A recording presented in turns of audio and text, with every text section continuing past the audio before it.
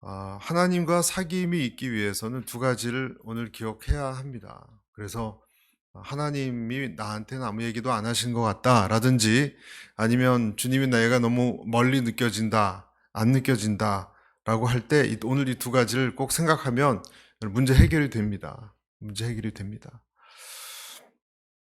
시대가 혼란스러울수록 이 당시에도 많은 성도들이 주님 버리고 다른 진리를 쫓아갔어요. 그래서 그 사도 요한이 쓴 책이 요한일서예요. 요한일서. 다른 진리를 쫓아가는 것은 죄이기 때문에, 그리고 죄는요 하나님과 나 사이를 떼어놓습니다. 예. 하나님과 나 사이를 떼어놓는 게 뭐라고요? 죄예요. 그 플리처상이라고 유명한 세계적인 문학상이 있거든요. 플리처상을 수상한 희곡이 있는데 그 줄거리가 이래요. 어떤 가정이 있습니다. 할아버지와 할머니는 두 사람이 말이 잘 안 통해요. 소통이 잘 안 돼요. 이쪽에서 이런 얘기하면 저쪽에서는 잘 못 알아듣는 것 같고, 대화가 안 돼요, 잘. 큰아들은 뒷마당에서 옥수수를 따서 다듬고 있습니다. 근데 이제 할머니, 할아버지는 지난 30년 동안에 뒷마당에서 아무것도 잘하지 않았다고, 잘 안 자랐다고 얘기합니다. 손자가 오랜만에 자기 여자친구와 집을 방문했는데 가족들이 그 손자를 오랜만에 아무리 왔다고 이상하죠. 잘 못 알아보는 것에 대해서 좀 이상하게 생각하고 혼란스럽게 생각합니다. 그리고 손자가 자리를 잠깐 비운 사이에 할아버지는 이 손자 여자친구에게 폭언을 하고, 그리고 아버지는 묘한 성적인 관심을 보입니다. 뭔가 잘못했죠? 도대체 왜 이런 이 집안에 이상한 분위기가 계속 되는가? 할머니, 할아버지는 말이 안 통해서가 아니라 서로를 잘 이해 못하고 대화가 막혀 있고, 아들은 옥수수 밭에 가 있고, 근데 또 거기서 뭐가 잘하지 않는다 그러고, 집안 분위기가 영 이상해요. 근데 그 이유가 맨 마지막에 나오거든요.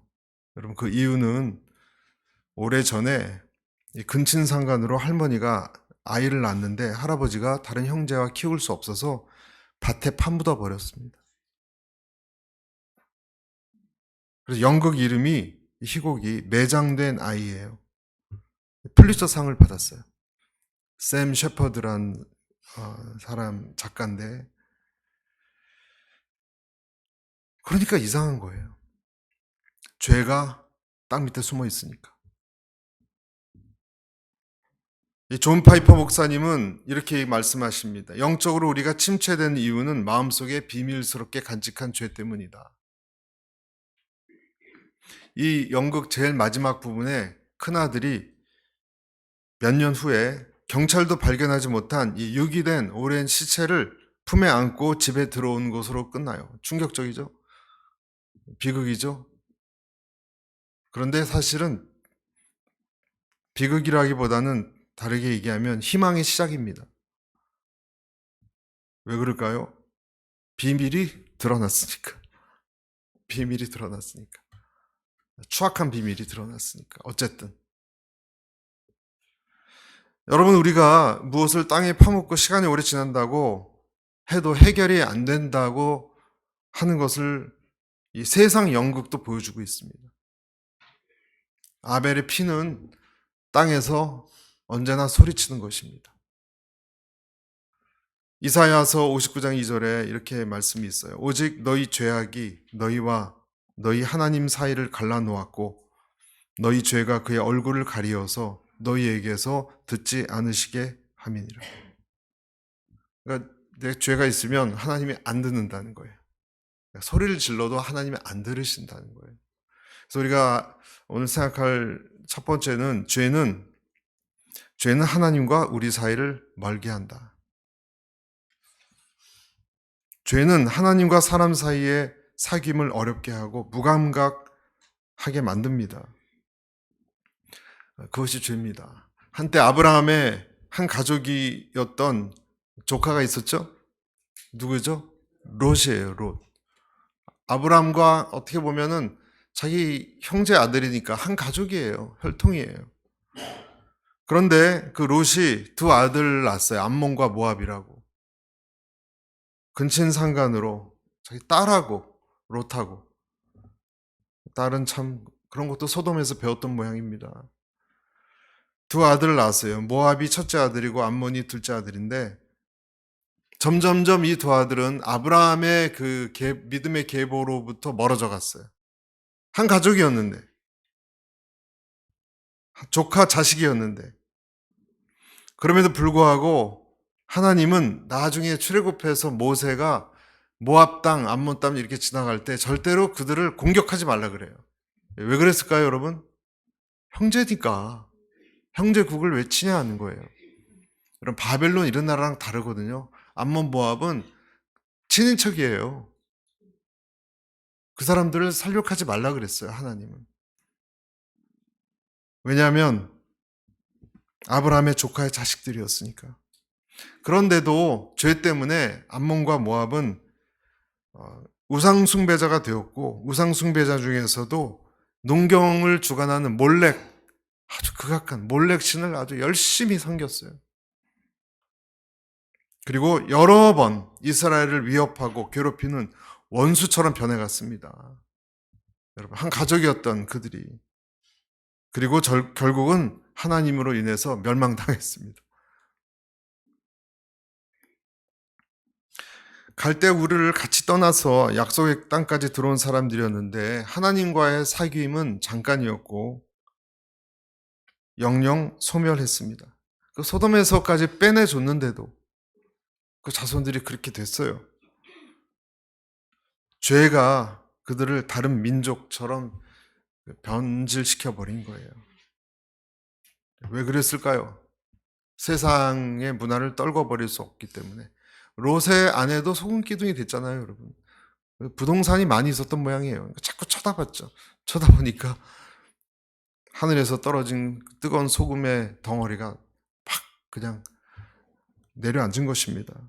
그리고 롯의 딸들은 자녀를 얻으려는 욕심 때문에 아버지와 관계를 맺었죠. 그런가 하면 이 패역한 모압 족속 중에서는 그 후손 중에 룻이라는 사람이 또 나와요. 이름도 비슷해요. 룻은 전혀 달라요.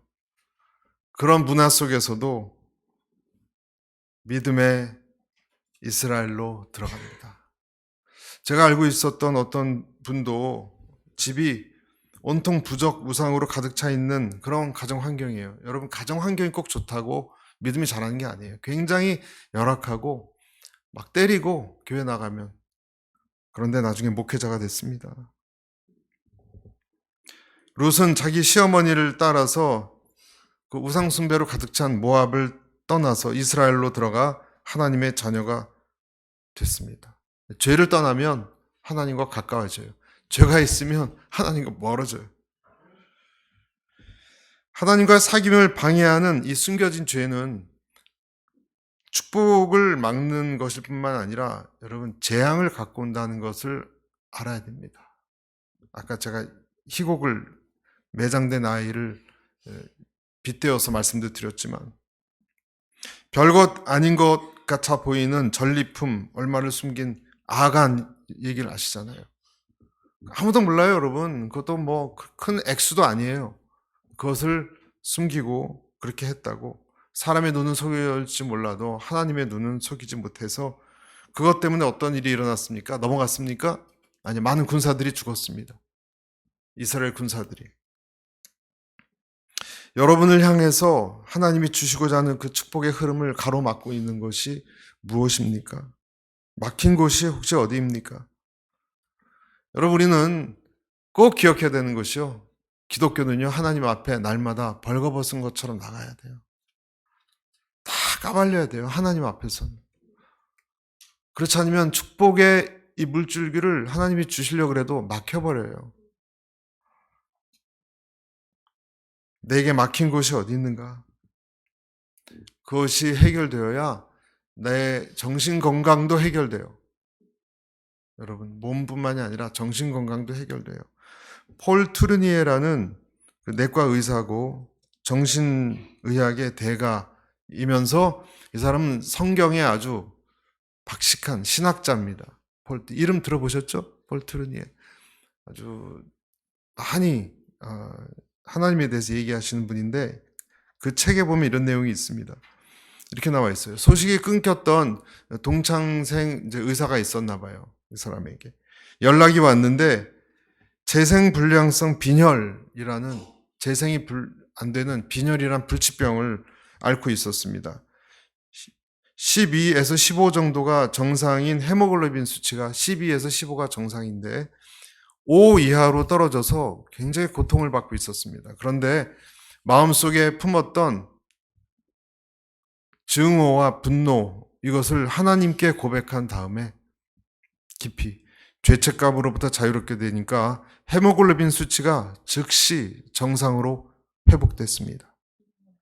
그렇게 그런 글이 나와요.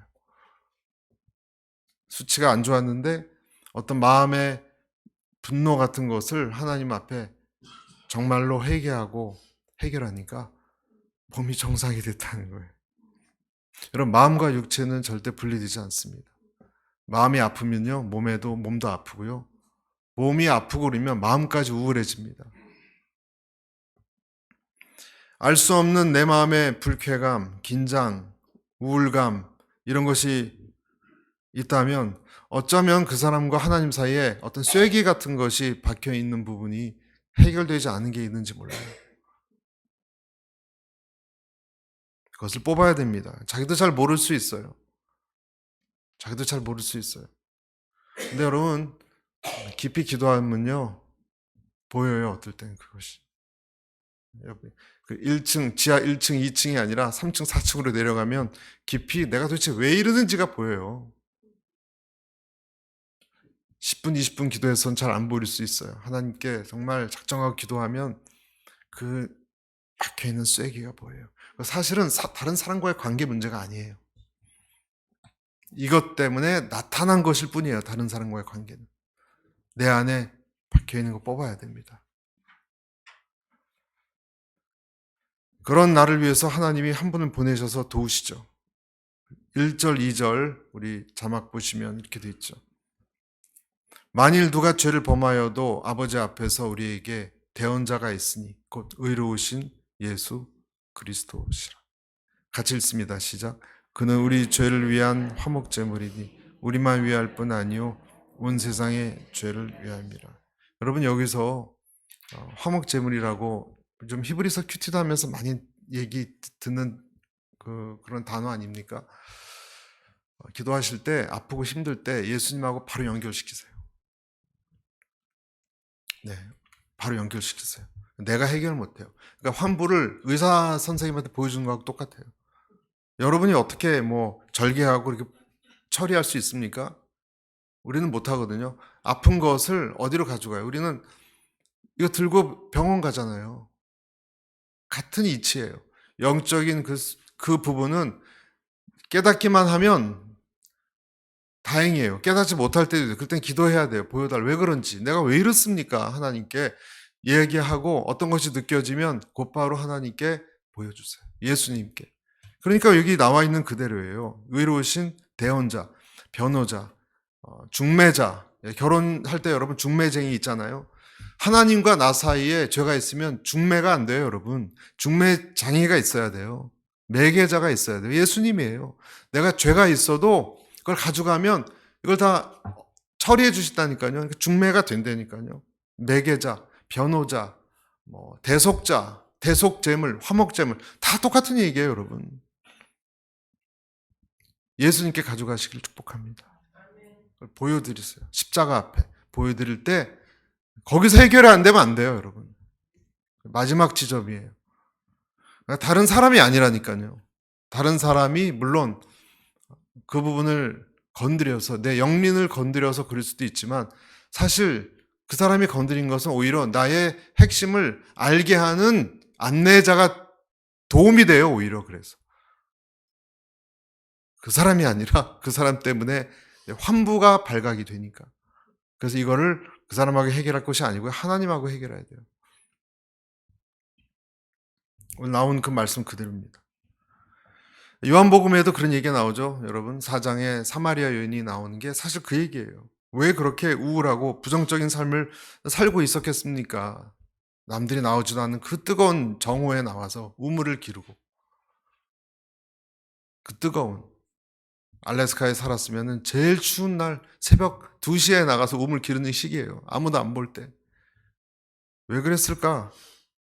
우리가 알듯이 예수님은 그 여인을 그냥 두지 않았습니다. 아픈 부분을 건드렸습니다. 여러분, 예수님은요, 그 여인을 그냥 행복하게 해주는 데 목적이 있는 것이 아니고 깊은 죄에 대해서 얘기하고 싶었어요. 네가 남편이 5이지? 지금 남편도 너의 남편 아니지? 충격을 받을 어떻게 예수님이 그렇게 심한 말을 예수님은 그 여인을 그냥 좋은 말을 하는데 목적이 있는 것이 아니라 그 쐐기를 뽑고 싶은 거예요. 왜 이런 식으로 아픈 깊은 상처를 말을 해야만 했을까? 이것이 영원한 생수 주는 것과 무슨 연관이 있습니까? 무슨 관련이 있습니까? 네, 관련이 있습니다. 네, 관련이 있습니다. 5 남편을 통해서 시련과 고통이 그녀에게 있었다. 여러분, 5 남편이 있었고 지금 남자도 내 남편이 무엇을 말하는 걸까요, 여러분? 이 여인은 정착할 수가 없었던 사람이에요. 물론 그 5 남편도 문제가 많았겠죠. 그렇죠? 여인은 문제가 없었습니까? 그럼 그 문제는 뭡니까, 도대체? 그래서 5 남편이 떠나가게 만든 5명이나 떠나가게 만들고 지금 남편도 반신반의하게 만든 그 원인은 다 그 5 플러스 2분의 1 그 사람들한테 원인이 있습니까? 아니죠. 끊임없는 자기 안에 어떤 게 있었던 거예요. 어떤 목마름, 해결되지 않는. 그러니까 사람을 5명 반을 거쳐도 해결되지 않는 어떤 것이 있었어요. 그것을 하나님으로부터 찾지 않고 다른 데서 찾으니까 죄라 그러는 거예요, 여러분. 예수님은 우리 중심 부위의 아픔을 바라보게 하시는 분입니다. 그러니까 그 얘기를 하니까 여인은 갑자기 자기의 그 환부를 확 보게 되는 거 아니에요, 다시. 다시 쳐다보라는 거예요. 하나님께서 우리에게 너의 아픈 것을 회피하지 말고 다시 쳐다보라. 기억하기 싫지? 다시 기억해. 쳐다봐. 그래야 낫는다. 왜냐하면 고통의 원인이 예수님 십자가 앞에 내어놔야 되기 때문에. 그래서 그분은 우리의 변호사시고 화목제물이십니다. 여러분, 이러한 내 죄와의 싸움에서 이기시기를 부탁합니다. 이게 제거돼야 이렇게 하나님과 소통이 되는 거예요. 그래야 소통이 되는 거예요. 그게 첫 번째입니다. 그런데 이 죄는 계명과 상관이 있어요. 하나님의 말씀과. 그래서 두 번째, 하나님 계명을 지킬 때 그를 안다. 지킬 때 그와 사귐이 있다. 안다라고 말할 수 있습니다. 그래서 3절, 4절 같이 읽어볼까요? 우리 3절, 4절 시작. 우리가 그의 계명을 지키면 이로써 우리가 그를 아는 줄로 알 것이요 그를 아노라 하고 그의 계명을 지키지 아니하는 자는 거짓말하는 자요 진리가 그 속에 있지 아니하되. 자, 3절을 다시 보세요. 그의 계명을 지키면 뭐라 그랬죠? 이로써 우리가 그를 아는 줄로 알 것이요. 자, 이 말은 바꿔서 얘기하면 어떤 말이 됩니까? 계명을 안 지키면 어떻게 된다는 거죠? 그를 모른다는 거예요. 자, 우리는 말씀을 알면, 여기 그의 말씀을 알면 그를 아는 줄로 이렇게 생각하죠. 그게 아니라 그의 계명을 지키면 그걸 아는 줄로 알 것이요. 이 빵이 이거 맛있어요 얘기해서 그걸 들어도 맛있는지 몰라요. 먹어야지 알아요. 먹어야지 알아요. 내가 계명을 지킬 때 하나님과의 관계가 확실히 이루어진다는 뜻입니다. 여러분, 내가 한 여인을 사랑하면 그 여인을 위해서 행동을 할 때 그 여인과 관계가 있다, 이렇게 말할 수 있지 않습니까? 끝까지 이야기만 하고 책임 있는 행동, 예를 들어 결혼을 안 한다거나, 그러면 정말 사랑한다라고 말할 수 있습니까? 사랑한대요. 근데 10년이 지나도 결혼은 안 한대요, 자기랑. 그럼 뭐예요, 그게? 그럼 뭐예요? 아버지를 사랑하고 존경한다고 하면서 내가 내 아버지 말씀을 안 듣는다면, 정직히 말해서 아버지를 존경하거나 사랑하는 것이 아닙니다. 표정은 내 감정을 보이듯이 행동은 내가 진심인지를 보여요. 다시 정직히 인정해야 됩니다. 우리는 하나님을 안 만큼 순종합니다. 하나님께서는, 그리고 성경은 뭐라고 말씀하시냐면, 성경에 있는 내용이니까 저는 그냥 그대로 얘기하겠습니다.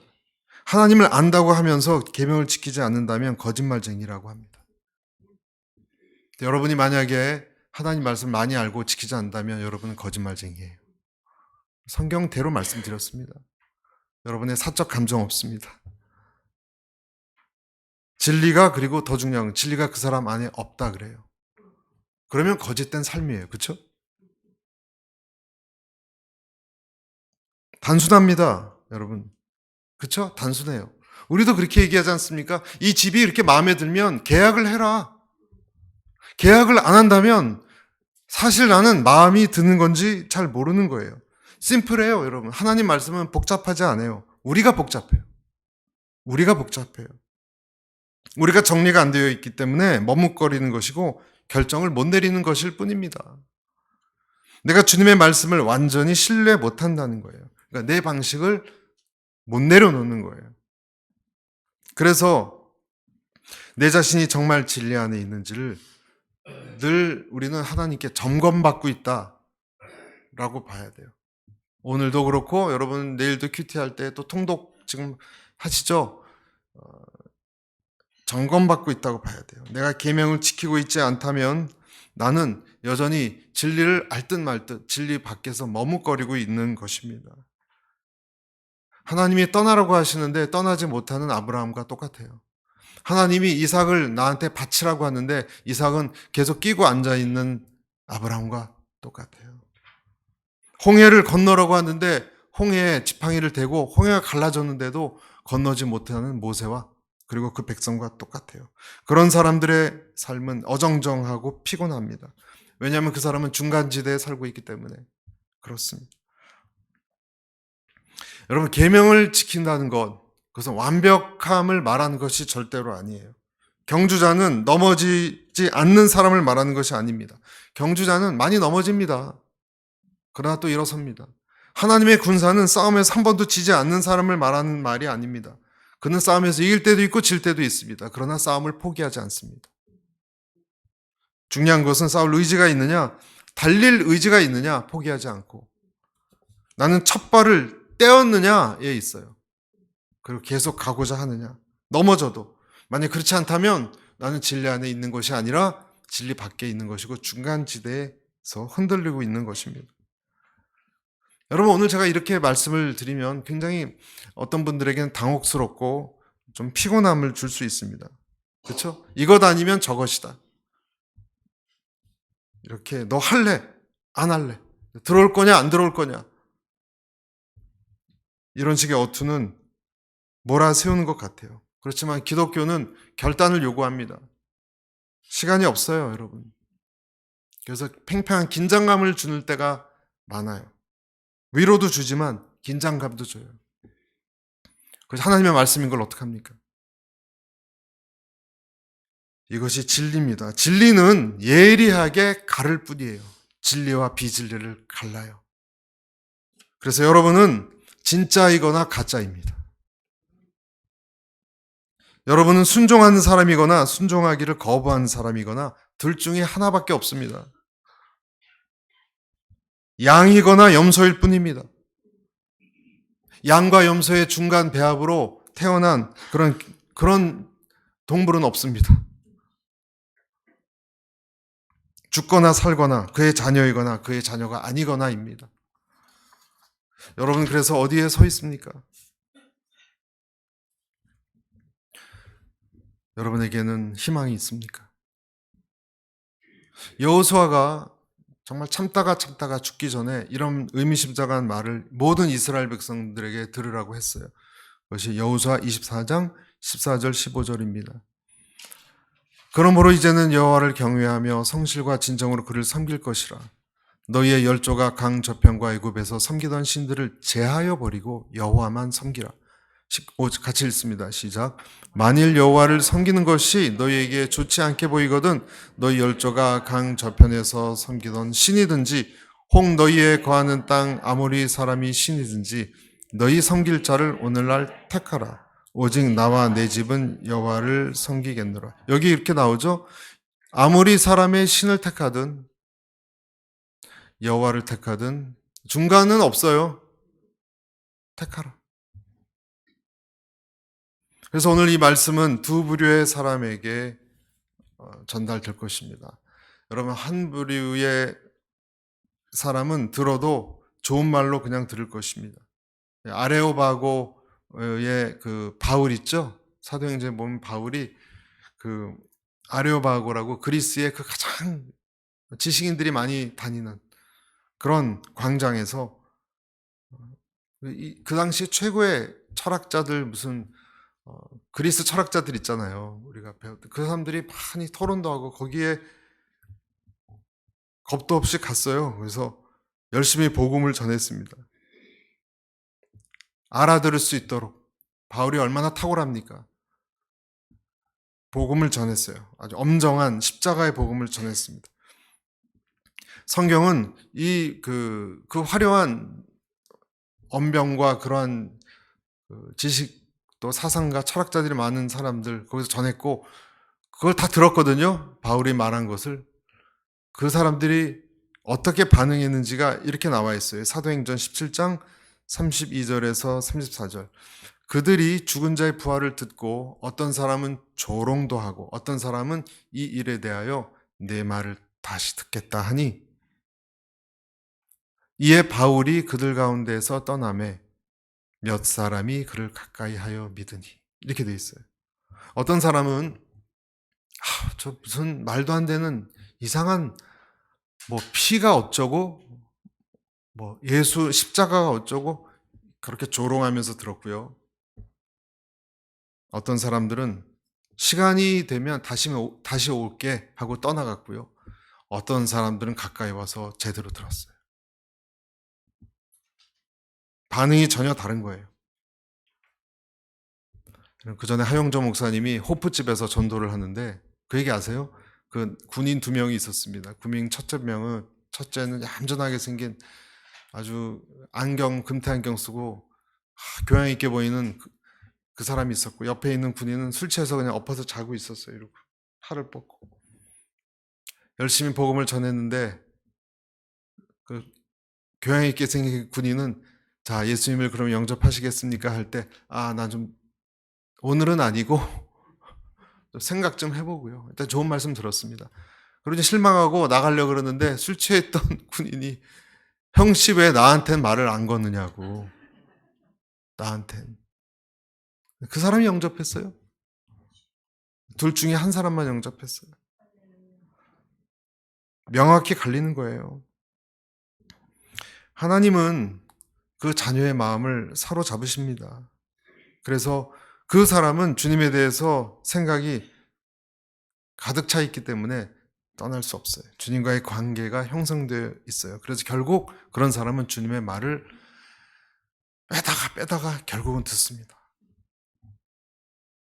고린도후서 13장 5절 너희는 믿음 안에 있는가 너희 자신을 시험하고 너희 자신을 확증하라. 예수 그리스도께서 너희 안에 계신 줄을 너희가 스스로 알지 못하느냐.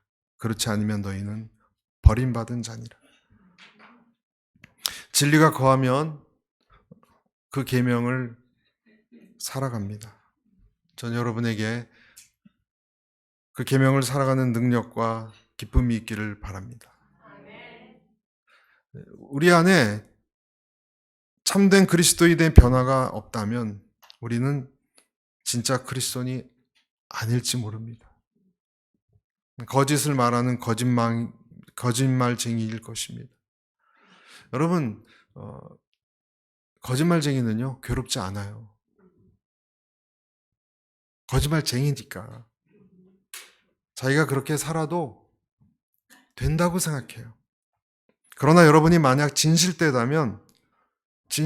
진리가 있다면 한두 번 그렇게 하지, 그렇게 거짓말로 살아가는 게 굉장히 괴로울 것입니다. 꼭 이행하려고 할 것입니다. 그래서 여러분, 우리는 하나님에 대해서 어떤 그 신비롭고 높은 지식만을 많이 깨닫고 있는 것에 대해서 반성해야 돼요. 여러분, 진리를 많이 소유하고 자부하는 것이 도대체 무슨 의미가 있습니까? 하나님을 모르는데. 여러분, 지식을 아는 거하고 하나님 아는 거하고는 달라요. 무슨 의미가 있습니까? 저도 청년 때까지 지식은 많았어요. 예수님 못 만나서 그랬지. 여러분, 지식은 많고 하나님을 순종 안 하는 자가, 제일 유명한 자가 누군지 아세요? 사탄이에요. 사탄은 하나님에 대한 지식이 많았습니다.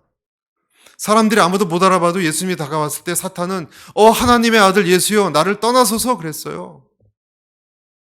신학적으로 똑똑했어요, 사탄은. 그런데 그 사탄과 성도와의 차이가 뭘까요? 사탄은 순종을 몰랐습니다. 아는 건 많은데 순종을 몰랐습니다. 여러분, 우리가 순종할 때 있죠? 다른 차원이 열린다는 것을 기억해야 됩니다. 실제 해보면 되게 쉬울 것 같았다라고 생각하는 것. 저는 골프를 연습장에서 몇 번 쳐본 적이 있는데 되게 쉽다고 생각했거든요. 안 맞아요. 그냥 치면 되는데 쉽다고 생각하는 것도 막상 해보면 어려운 것이 있어요. 등산에 대해서도 이야기만 할 때와 어느 산은 어떻고 오대산은 어떻고 치악산은 어떻고 지리산은 어떻고 이론이 밝은 사람이 있습니다. 그러나 정말 신발끈을 메고 지팡이를 쥐고 배낭을 메고 산을 오르기 시작하는 것과는 달라요. 여러분, 다른 거예요. 등산에 대해서 이야기만 했던 거와 달리 지도에서만 봤던 그 지형을 내 발바닥과 내 땀과 내 근육을 통해서 하나하나 겪어나갈 때 우리는 그 산을 경험하는 거예요. 그때 숨이 차고. 하나님을 경험하는 것이 이러해요. 하나님의 계명을 정말로 순종하는 것은 내가 생각하는 것과 달리 나를 내려놔야 돼요. 나를 더 권위 있는 말씀에 맡기는 것입니다. 내가 정직 그리고 의로움을 택해서 하나님 말씀 때문에 내가 거짓하지 않고 정직하고 의로운 것을 택해서 나갈 때 어떤 위험을 감수하겠다라고 마음먹고 가야 되는 거예요. 달라요, 여러분. 진리대로 삽시다 이렇게 구호처럼 얘기하는 거하고요, 진리를 지키려고 하는 건 달라요, 여러분.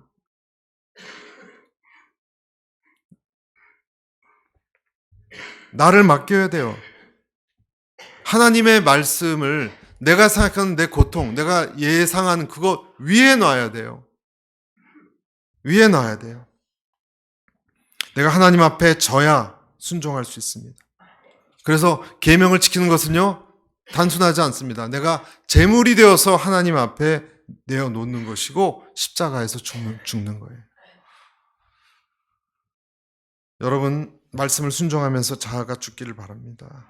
그 사람은 하나님의 계명을 경외하는 사람입니다. 교회에서 흔히 말하는 하나님은 당신을 있는 그대로 받아주신다, 그 말은 틀린 말이에요. 있는 그대로 받아준다고요? 아나니아와 삽비라를 있는 그대로 받아줬습니까? 아나니아와 삽비라에게 적용해 보세요. 그들은 하나님을 속이다가 죽었습니다. 하나님은 우리가 속이지 않고 회개할 때 받아줍니다. 죄와 상관없이. 하나님은 카인의 죄물 받지 않으셨습니다. 나아가서 하나님은 카인도 받지 않으셨어요. 하나님은 아무 조건 없이 받아준다는 이 시대의 설교나 신학은 다 틀린 거예요. 여러분, 그렇게 말하는 목사님이 있으면 그 목사님 믿지 마세요. 다 받아주긴요.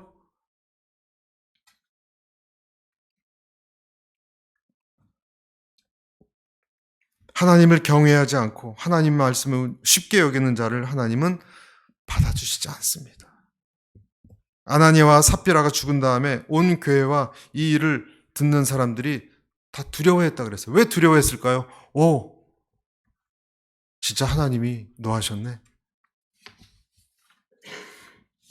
그래서 여러분, 만일 여러분이 진리를 순종하지 않아서 그것 때문에 내가 모순을 느끼고 창피하고 당황스러움을 느낀다면 여러분, 하나님이 여러분을 재촉하고 있는 거예요.